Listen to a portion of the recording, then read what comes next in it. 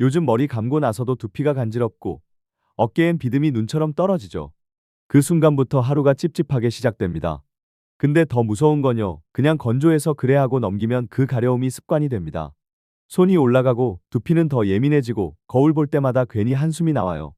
오늘은 샴푸 추천 유명템 5종을 제가 직접 기준 세워서 확실하게 정리해드리겠습니다. 겁만 주지 않아요. 바로 따라할 해결 루틴까지 끝에서 딱 잡아드릴게요. 해결 방법은 전용 샴푸로 머리를 감는 것이 핵심입니다. 아무 샴푸나 쓰는 게 아니라 내 두피가 싫어하는 자극을 줄이고 두피가 편안해지는 방향으로 바꿔야 합니다. 후기가 좋았던 샴푸 5개를 실제 기준으로 비교해봤고, 오늘은 그 비교에서 드러난 선택 기준과 결론을 압축해서 설명하겠습니다. 5개를 비교하면요. 의외로 답은 복잡하지 않습니다. 내 두피가 예민할 때 흔들리지 않게 잡아주는 포인트가 무엇인지 그 한 가지로 갈리더라고요. 그 포인트를 가장 직관적으로 보여주는 게 첫 번째 SQ제약 샴푸라서 여기부터 시작하겠습니다. 네, 그래서 후기가 좋았던 5가지 중 첫 번째로 SQ제약 샴푸부터 먼저 다루겠습니다. 제가 잡은 선택 기준은 자극이 줄어드는지, 감고 나서 건조함이 덜한지, 사용감이 매일 써도 편한지, 그리고 꾸준히 썼을 때 유지가 되는지예요. 그 관점에서 SQ제약 샴푸의 장점과 단점, 후기 포인트를 짚고 곧바로 SQ제약 두픽 샴푸를 자세히 풀어드릴게요.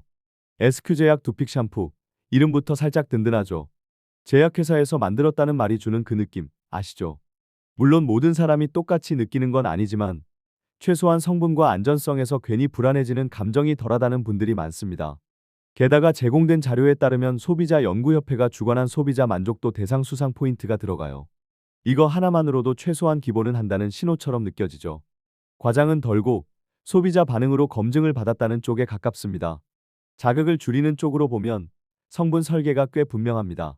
합성착색료, 파라벤, 실리콘 오일 같은 성분을 배제하고 자연 유래 추출물 기반으로 설계했다는 포인트가 있어요.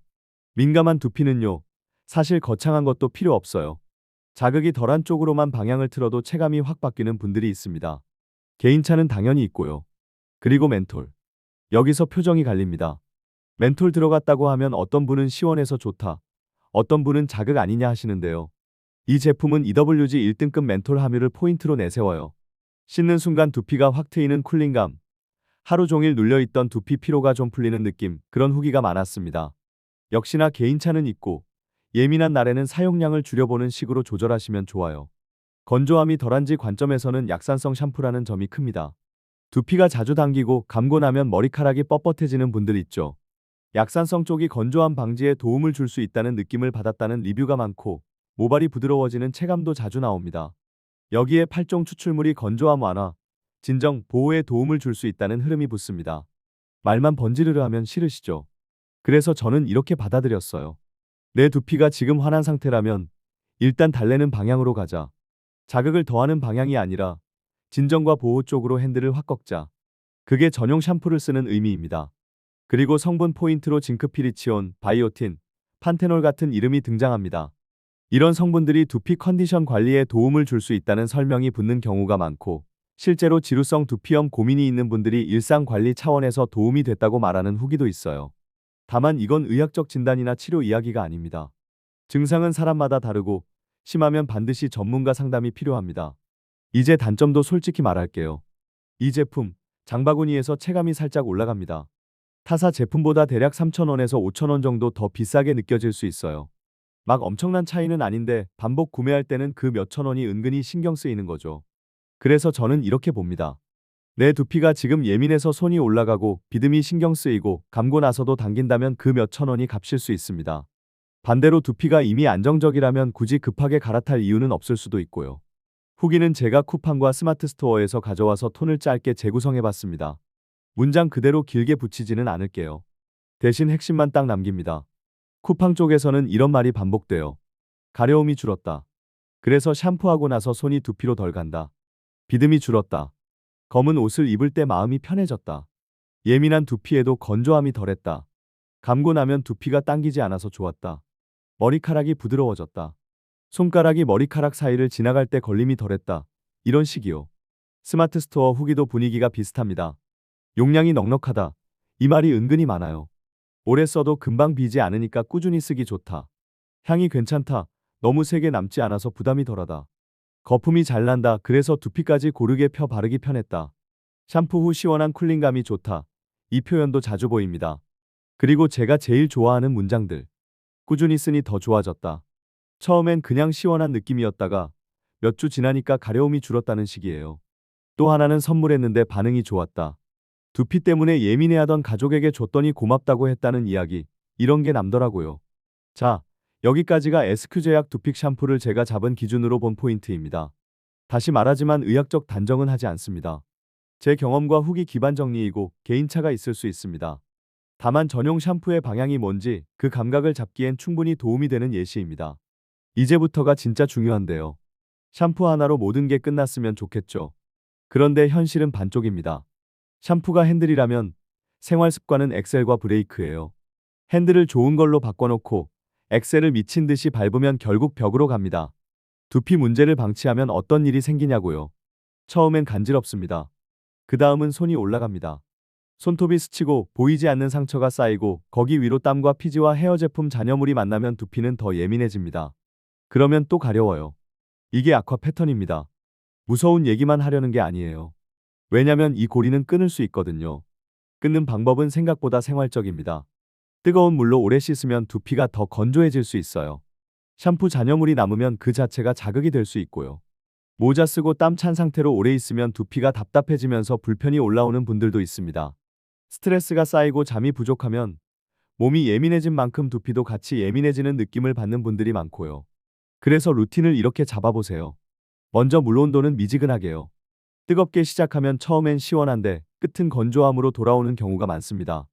미지근한 물로 두피를 충분히 적셔서 샴푸가 바로 피부에 들이박히지 않게 길을 만들어주세요. 샴푸는 머리카락보다 두피에 씁니다. 양을 많이 쓰는 게 아니라 손바닥에서 거품을 한번 내서 두피에 옮긴다는 느낌이에요. 그리고 손톱은 접습니다. 손가락 지문으로 지압하듯이 누르면서 원을 그려주세요. 가려움이 심할수록 긁고 싶죠. 그럴 때는 긁지 말고 눌러주세요. 손가락 끝으로 5초 정도 꾹 누르고 살짝 떼고 다른 부위를 또 꾹. 이게 신호를 끊어주는데 도움이 됩니다. 정말 못 참겠을 때는 두드리세요. 손바닥으로 두피를 가볍게 톡톡 리듬을 타듯이요. 또는 깨끗한 수건을 차갑게 적셔서 잠깐 얹어두는 것도 괜찮습니다. 손톱으로 긁는 순간 만족은 1초인데 후에는 하루를 갑니다. 헹굼은 더 중요합니다. 대충 헹구면요, 두피 위에 샴푸가 남아있을 수 있어요. 그러면 다시 가려워요. 그래서 저는 헹굼을 샴푸 시간보다 길게 잡으라고 말씀드립니다. 귀 뒤, 목덜미, 정수리, 이쪽이 특히 남기 쉽거든요. 물이 맑아져도 한 번 더. 이게 포인트입니다. 샴푸 빈도는 정답이 하나가 아닙니다. 다만 두피 중심으로 보셔야 해요. 하루 종일 기름지고 가렵다면 그날은 감아주는 게 낫고 반대로 당기고 건조하다면 강하게 매일 2번은 피하시는 게 좋습니다. 중요한 건 일정한 리듬입니다. 오늘은 세게, 내일은 대충. 이런 변덕이 두피를 더 헷갈리게 합니다. 드라이는 무조건 두피 완전 건조입니다. 머리카락만 말리고 두피가 축축하면요, 그 습기가 남아서 불편이 이어질 수 있어요. 수건으로 톡톡 눌러 물기를 빼고 드라이기는 두피에서 조금 떨어뜨려서 바람을 움직이며 말려주세요. 마지막은 약한 바람이나 차가운 바람으로 한번 정리하면 두피가 덜 달아오르는 느낌을 받는 분들도 있습니다. 왁스나 스프레이 많이 쓰시는 분들, 이거 진짜 중요합니다. 제품이 두피에 닿으면 잔여물이 남기 쉽고 그게 샴푸 후에도 미끄덩하게 남아 자극이 될 수 있어요. 가능한 두피까지 바르지 않게 하고 사용한 날은 두피를 더 꼼꼼히 헹구세요. 너무 자극적인 스타일링 제품이나 강한 향의 제품이 맞지 않는 분들도 있으니 내 두피가 싫어하는 신호가 오면 과감히 줄이셔야 합니다. 베개 커버도요, 생각보다 큰 변수입니다. 얼굴 피부처럼 두피도 밤새 닿는 천에 영향을 받거든요. 최소 주 1회는 갈아주는 걸 추천드리고 땀이 많다면 더 자주요.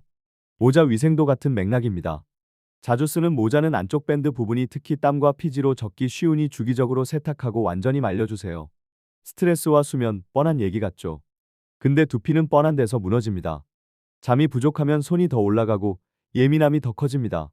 오늘 밤만이라도 머리 감고 두피 완전 건조하고 휴대폰 좀 내려놓고 30분이라도 빨리 누워보세요. 두피는 그런 작은 습관에 반응하는 부위입니다. 그리고 마지막 경고는 진짜 현실적으로 드릴게요. 가려움이 심해서 밤에 깨거나 진물이 나거나 통증이 있거나 갑자기 탈모가 같이 느껴진다면 혼자 버티지 마세요. 그럴 땐 피부과 상담을 권합니다. 이 대본은 의학적 진단이 아니고 생활 관리에 대한 제안입니다. 개인차가 있을 수 있고요. 하지만 증상이 심하면 전문가의 도움을 받는 게 가장 빠른 길입니다. 정리해 볼게요. 전용 샴푸로 두피를 제대로 씻는 게 핵심이고 그 예시로 SQ제약 두픽 샴푸는 자극을 줄이는 방향, 약산성의 부드러움, 시원한 쿨링감, 그리고 후기에서 말하는 가려움과 비듬의 체감 변화가 포인트였습니다. 가격은 몇천 원 더 느껴질 수 있지만 내 두피가 편해지는 쪽으로 투자하는 분들도 많았습니다. 이제 오늘부터는요, 두피가 보내는 신호를 무시하지 마세요. 가려우면 그냥 긁는 게 아니라 루틴을 바꾸는 신호입니다. 오늘 밤 샴푸할 때 미지근한 물, 두피 중심, 충분한 헹굼, 두피 완전 건조. 이 네 가지만 지키셔도 내일 아침 거울 앞에서 표정이 달라질 수 있습니다. 진짜로요.